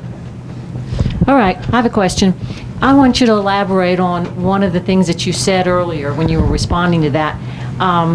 About medications. You were saying that if a person has brain chemistry problems, and it kind of alluded to then if they got medication, that might prevent them then from learning some lessons. But I think that's a two-edged sword too. Exactly. I'd like you to talk about the... Definitely a two-edged sword. Because let's say they have a brain chemistry problem and it makes them depressed and unhappy and miserable, which generally makes everybody around them depressed and unhappy and miserable too. And that's the way their brain chemistry is. And let's say that brain chemistry is because of fear that they have at some basic fundamental level. Okay, now it's true that if you give them medicine, you've taken away the incentive to fix the fear. On the other hand, if they don't associate the fear and the brain chemistry problem, they're not going to make that association. They're not actually going to do anything about that fear. They're just going to sit and be miserable with brain chemistry problems. So in that case, you're doing them a favor because they can't assess the fear and the change and do all that while they're depressed. You see, if you're depressed, your reality shrinks. When your reality shrinks, all those things aren't in it anymore. So it's not just that you give somebody a medication for depression and you take away their ability to fix it. You don't. In some cases, you give them an ability to have a bigger picture so that they can work on it. And while they're taking the medicine, they may be able to work on that fear because now maybe they have enough positive attitude that they could deal with it, that they could wrestle with it, they could find it out. But as long as they're depressed, they may not ever deal with it because the reality's too small. They can't deal with things. Everything's annoying. I can't do anything. It doesn't matter anyway. You know how depression gets. It's non-productive. So it's not true that it just kind of takes away pain. I was thinking about that, but I never really did get a chance to say it. But the medications can be helpful. They can, in some cases, take away, you know, somebody's, you know, like pain. You know, pain's trying to tell you something, right? Well, if you take away the pain, you lose the message. Okay, so somebody has pain in here, so I'll take a bunch of aspirins or something, then it finds out that pain was the beginning of a tumor or something, and if you actually had done something about it 2 years ago when you first got the pain, you could have, but you carried it so long now it's metastasized and it's too late. Well, they got rid of the pain, made it the whole long-term problem worse. So sometimes medication can do that. It can take away the message that you need, but sometimes it can give you the space that you need to deal with it or to get the message. So it's not just a negative thing. The medications can be very helpful as well. They can be very positive. It's a case-by-case basis on. What if they came already predisposed to have this condition? If these people already came predisposed to have this problem because they needed to be specifically challenged in this particular area, that they were going to be depressed and they had to somehow deal with it. Make it out. Yeah, well, maybe being in a mental institution would be a fine place for them in a sense, because it's when you're in a mental institution, it doesn't necessarily mean that you can't learn anything. I suspect even people who are drugged up in mental institutions have relationships with other people, with other patients, with staff. It's just a subdued relationship, if you will. It's maybe equivalent to being incarnated as a dog, maybe, you know, where the relationships are shallower. They're not quite as big and deep and wide. They have more restrictions to your decision space. You got a smaller decision space. Well, that maybe creates a smaller decision space for them. There's a lot of things they wouldn't do, or they don't have choices because they're on these drugs. But they have a limited decision space, and maybe what they're going to learn inside that limited decision space in that institution that they're in, or how they deal with that, or how their family deals with that, how their children and mother and father and wife deal with that. It's a whole dynamic. It's a whole dynamic, bigger picture. And it's, you know, you can't just judge each item on a face value. Everything's connected. It's much deeper than just the cover of what you see. There's a lot more going on. There's a lot more going on behind it. So, you know, it's like people say, well, you know, if the way you say it's true, then why would anybody ever incarnate to a place that's poor? You know, why wouldn't you always incarnate to, you know, some kind of, you know, a nice neighborhood, you know, that sort of thing. Why would you end up in Biafra, you know, where there's starvation going on? A lot of lessons to learn there. And yeah, there's a lot of things you can learn in that environment. That's not necessarily devoid of profitable lessons. It's a place where you may only live to be 10 years old before you die of starvation, but that may be a very profitable 10 years for you.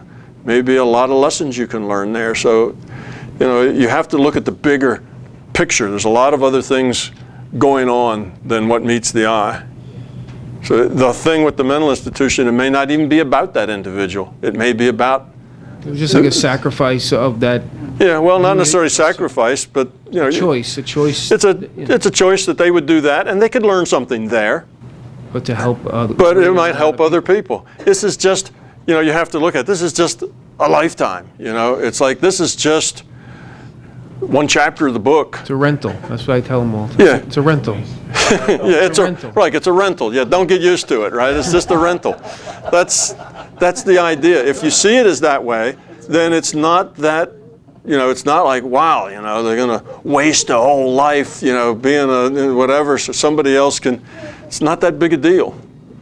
You've got, you know, thousands and thousands of lifetimes that you can do, and so if the cookie crumbles on you once, because here you are really doing well, and some drunk driver runs over you, right? That was just a random thing that happened. You happened to be in the wrong place at the wrong time. Well, unfortunate, but you know, you got lots of other chances. It's not like it's the worst thing in the world. It's not. It's unfortunate, but you know, as statistics go, sometimes you get lucky. Sometimes you don't get run over. Sometimes you just run into somebody who helps you up by the hand and gives you a huge boost. Well, that's a good one. You know, so it all evens out. Do you believe that we choose our lessons that we want to come here to learn when we incarnate here? Sometimes we do, sometimes we don't. It depends on the, I'll repeat the question. It was, do we choose the lessons that we have to learn when we incarnate? Sometimes we do and don't. It depends on us, our needs, how much we know what our lessons are, and so on. When you're first in the game and you are a kind of a new consciousness, all you need is experience. You don't plan anything. You just jump in, get experience, go out, jump back in. No planning required. Experience is what you need. Eventually, once you get some experience and you realize that I'm grown a little here, but not so much there, then's when you may begin to plan. Now, if your plans are probably very general, it's not really that specific. The way these plans tend to work out, and many people think, oh, that proves that it's all predestination because this and this happened, and then all these things happened. It had to be planned, had to be predestination. The way that works is the plan gets nudged along in real time, so that the system kind of bumps you when you need to be bumped, kind of makes things happen when you need it to happen. It can do that much, but you still have to grab the opportunity and make something of it. It's still your choice. Nothing's, you don't learn anything if you don't reach out and grab it. Now, let's say you go up to even another level where you're very well developed, you've been around a whole lot, you have some very specific things that you plan to do. Very specific missions, not just kind of grow up in this area. Now the plan may get a lot more elaborate, and it may have multiple people and other things happen. So the degree of planning can be none at all, sort of some, vague, and the other could be very scripted. But the scripting, again, takes place because you get nudged along the way. Things happen, but you still have to make your choices. So it depends. There's some planning. For a lot of people, for most of the people in here, because you're interested enough to be here, I suspect that there's probably some planning and some what do you say, randomness. Things just happen. The plan doesn't always work, particularly if the plan depends on other people. Sometimes this doesn't always work, but you always get to make choices and you always get opportunities to grow up. So it's not a really big deal if the plan doesn't work. You just, plan A doesn't work, go to plan B, go to plan C. Plan D is just make the best of it. You don't have anything particular. You always learn anger management in any number of situations. It doesn't have to be that one where you happen to be in charge of a whole lot of people, and if you make choices out of anger, you'll make a big mess of things. So that's a real strong learning lesson for you. Or on the other hand, you're at that place where you're always getting dumped on. And anger management will just make you full of self-pity and ruin your life. So that's another set of lessons. You can get it from all sorts of places. There's hardly any incarnation that you can imagine that would be of no value. You can always learn something, be helpful to somebody, make the value yourself just with the choices. So that's why planning isn't all that important, because you can take almost any situation, any random things that happen in your genetics and other stuff, and you deal with it. And everything gives us opportunity. Opportunity in every decision. All the people we meet, all the friends we have, the people that are in our families, and it's all opportunity. And if your family were different and full of totally different people, it'd still be full of opportunities. It'd just be different opportunities. So there's growth, possibilities, and opportunities everywhere. Everywhere you go. Lots of them. I believe that two souls keep kind of coming back together again and again. They can do that. That's possible, and you can have that the two individuals might meet up, right, and make some sort of connection. That happens too. In this kind of a reality, like I say, almost anything can happen. Basically, that tends to happen more in the margins rather than in the masses. It does happen, but it happens less than not. So, it happens less than the other way. But sure, that's possible. Almost anything is possible. And when you have 7 billion people, most everything that's possible gets done. And gets done probably at least 10,000 times, So that's just the way it is. Yeah, back to the brain chemistry and the pharmaceuticals or whatever. Would you say that in some case, well, anything can happen, but in some cases, like you could try, there's not just pharmaceuticals and no pharmaceuticals. There's like, maybe try something like 5-HTP or any number of those things that help brain chemistry to take something that has less negative effects but may not have the instant serotonin boost you need to pull yourself out, or maybe just a gradual pull instead of a spike and then a drop and a spike and drop, or any just alternative medicine in general. Sure. Working with the how your body came through the simulation, working better with the simulation, how things have been generated. People say the way these plants evolved with our bodies for. Yeah, you do whatever works, and whatever works best. So as far as medication goes, I'd say generally you take as little of it as you need, as you can get by with. So if you can take a little St. John's wort or something like that as a herbal medication, and that gets you out of the depression just enough that you can begin to be effective in working on the fear or something else, or even realize that you have a fear, that's a winner, right? If that doesn't help though, then you need to take something a little more, but don't take any more medication in general than you absolutely have to succeed in what it is you're trying to do. And then as soon as you can, take less.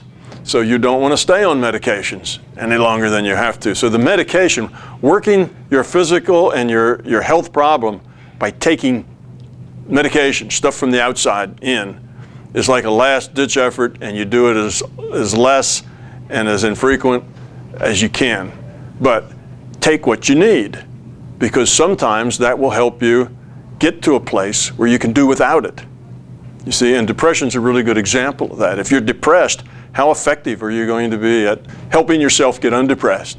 Not at all. You see, you're not effective for yourself. So you take some medication, and now you can maybe work on the problem, whereas before, you weren't even capable of working on the problem. So you take what you need. All medicine is that way. If you have a headache, you don't take 20 aspirin to get rid of it in a hurry. You take just as much as you need, and that's it. You don't take any more. Or you say, well, maybe let me just go to sleep and maybe it'll go away. You try to avoid the medication. So medication is not the first route. Now, our medicine doesn't say that. They have medication for everything. If you go in and you have a bruise on your kneecap, they'll find a pill for you to take or give you a shot of something, because that makes them feel like they're doing something and makes you feel like they're doing something, and then everybody's happy, because in order to change something, you have to do something, right? So it makes people happy to do something. If you just go in and they say, well, just get some rest and go to bed and it'll be fine, people get aggravated with them. They wasted their money going to the doctor for that, even if that was the best medicine, you see. So that's why they probably have pills that you take if you get too sleepy at night or something like that. So it's take as little medicine as you have to take, but don't be afraid to take. Some people have the opposite idea. I'll never take a pill. The mind controls everything. If I have an illness, I'll fix it with my head, and I don't need any medicine, right? If my appendix bursts, I'll fix it with my head. I don't need anybody to take it out. Well, there are people who have that attitude. They don't accept any kind of medical intervention whatsoever, and generally the age to which they live is lower than the rest of us. So the point is, use it. It's a tool, but don't get dependent on the tool. When you don't need the tool anymore, let it go, and don't use a sledgehammer when all you need is a little tap. So medication is not good in general. Hypnosis is a way of getting another person to want to do what you want them to do, to agree with you. It's a matter of modifying attitude. Hypnosis is a real thing. Sure, that works. They can do regressions of people and have them come up with factual data that can be checked out. Who did you sit next to when you were in third grade? Well, most of us really don't remember third grade that well that we could say who it was you sit next to. Under hypnosis, many of us can remember who it was we sat next to. Database is being assessed. The actualized database. Yeah, then you can go back and check that. check the records and see if that's true. Well, there's been enough of that research to realize that hypnosis can unlock some of the memory, some of the data that's in there that you can't get to any other way. You can't access it, but the data's still in there. But under hypnosis, you can access that data. So that's one thing that they've definitely researched that hypnosis can do.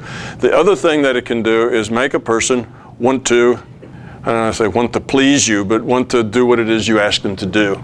It kind of helps overcome the person that you're hypnotized kind of becomes a co-conspirator if you want. But it's not because that's what they would maybe normally do, but they let you lead them. They let you become the leader, and you become kind of their intellect, if you will, or have an influence over that. Now, that's not absolute. I'm not saying that you turn people into zombies and so on. That's Hollywood stuff, right? But it does have an effect. You can be hypnotized, and somebody will tell you, oh, look at this lovely apple. Take a bite of this apple, and they hand you an onion, right? You've probably seen it on the stage, and the person takes a bite and he says, that's a great apple, because he's hypnotized.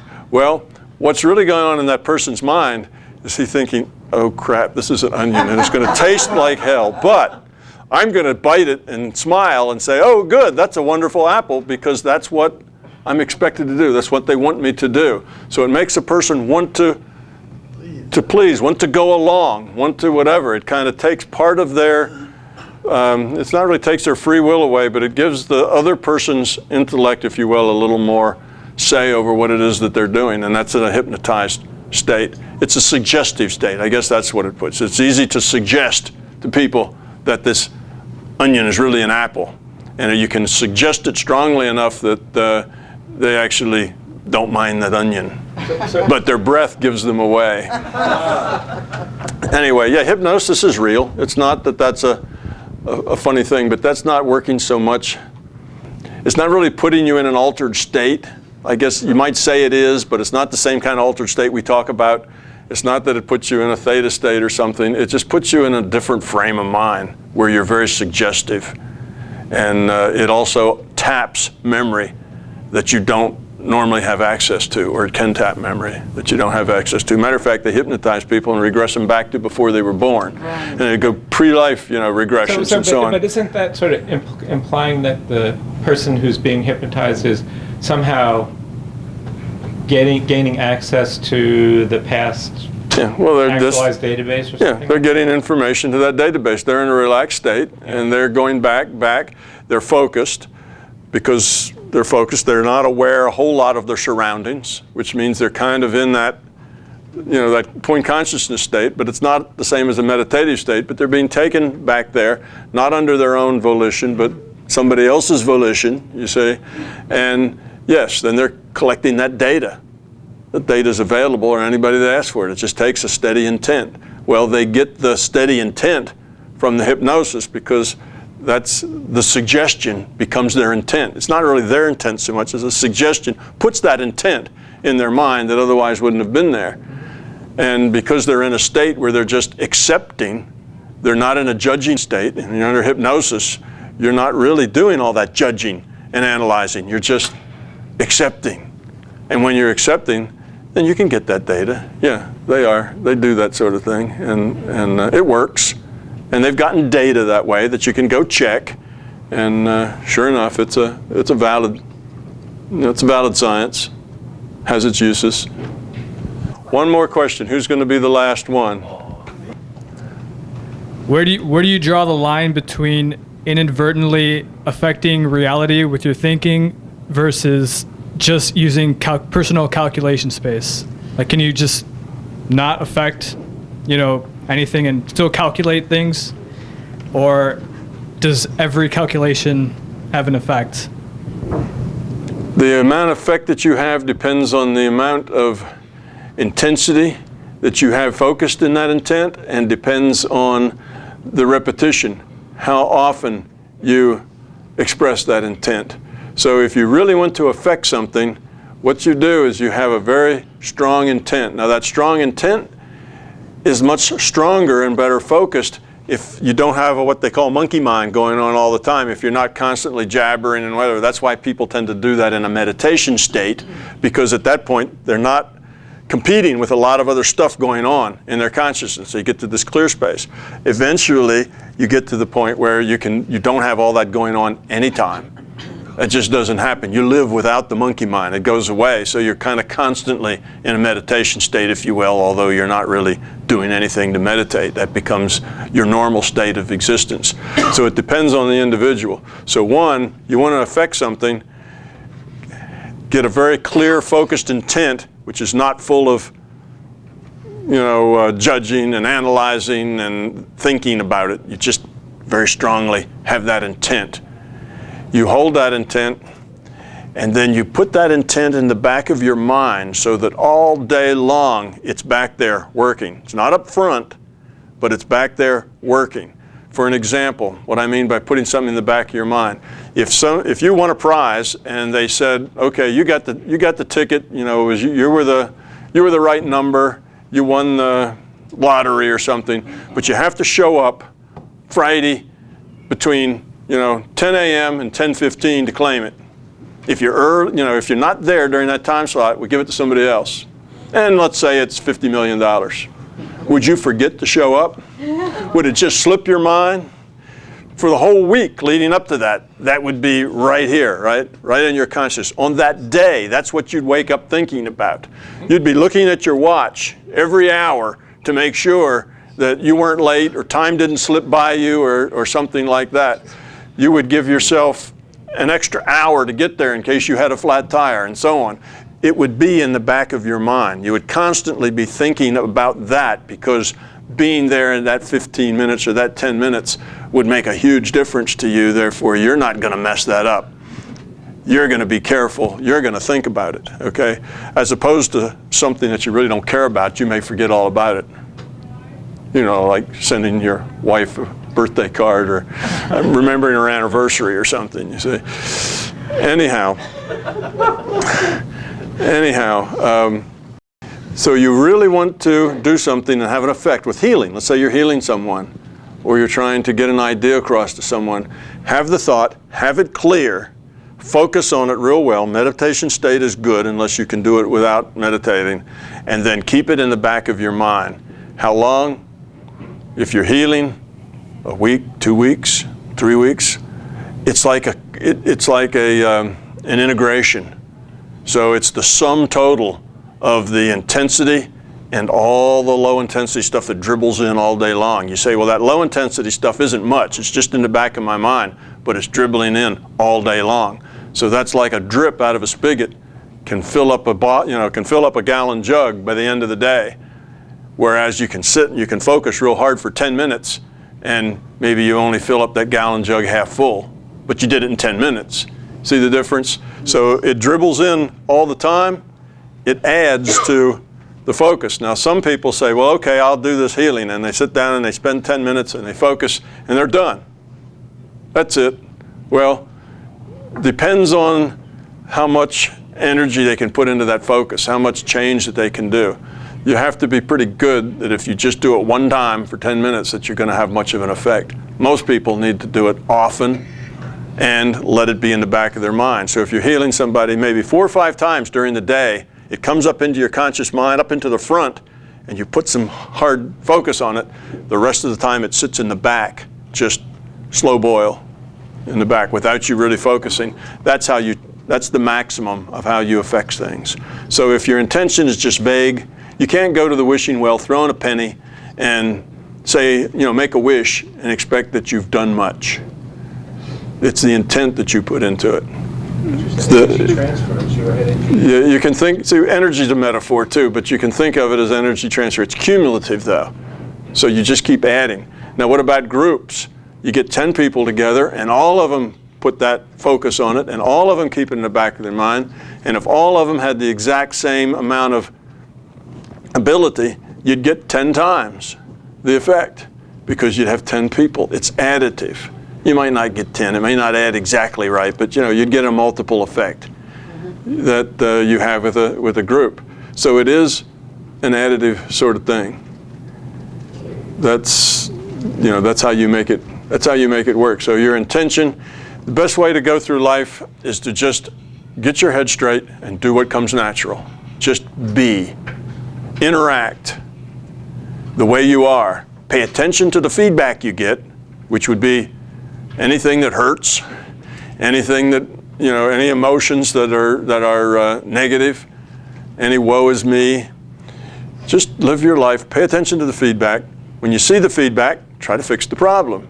And then go on and live your life, pay attention to the feedback, and you will just naturally grow up that way and generally be very successful. So it's not really a hard thing to do. It's just a way of life. Be yourself. If you're not yourself, if you're working out of your head, out of your intellect, if you're being who you think you ought to be, doing the things you think you ought to be doing, you're not going to learn much because you're acting, you're not being. Just be yourself. Interact the way you are. Don't be afraid to just say it the way you feel it. And if you find that annoys people, see why. Why is that? Are you not sensitive? You're not understanding? What's their perspective? Why do they find that annoying? Find out what it is, and then from then on, it doesn't matter what it is. If it annoys them, if it's because of their ego, that's okay. Next time, don't hit their ego like that. Try to be gentler. Try to be kinder. You see, it's not like, well, it's just their ego, it doesn't matter. I can run over them because it's just their ego, so they deserve it. See, that's not right. It's just their ego, then take care not to hit that ego, not to do it. Okay, it's their ego. They're like you. They're trying to grow up. Don't make it harder for them. You say, well, I'll give them an opportunity to act nice, right? I'll go up and step on their foot, and they'll have a choice. They can get angry or not. Well, that's not helpful. You're just going to make it worse. Don't try to fix people. I've noticed the more intention you have, it sort of causes stress. Just the fact of just trying to control something, no matter how you're trying to control it, doesn't feel right. Right. In most situations. That's because you're controlling it from your intellect. Yeah. If you're living out of your intellect, you're under constant stress and pressure and aggravation. Yes. Because the more you try to make the world the way you want it, the less the world cooperates. That's the proper feedback that you get from the world. Yes. But if you just are who you are, and then you learn from the feedback, you're not trying to change anybody. You're not trying to fix anything. You're not trying to make the world in any way in particular. You're just interacting with it. You're just trying to get your stuff that happens and deal with it as best you can, trying to be as kind and nice and loving to everybody else as you can. Then it just goes. Let the chips fall where they may, and you will grow up if you constantly are aware of the feedback that you're getting. That's the way to approach it. You're trying to make the world in the way you want it is a losing battle. That's an ego trying to assert itself over other egos. That's a failed strategy. That's mainly what we do, right? It's mainly what we do in our culture, but it's a failed strategy. It doesn't work at all.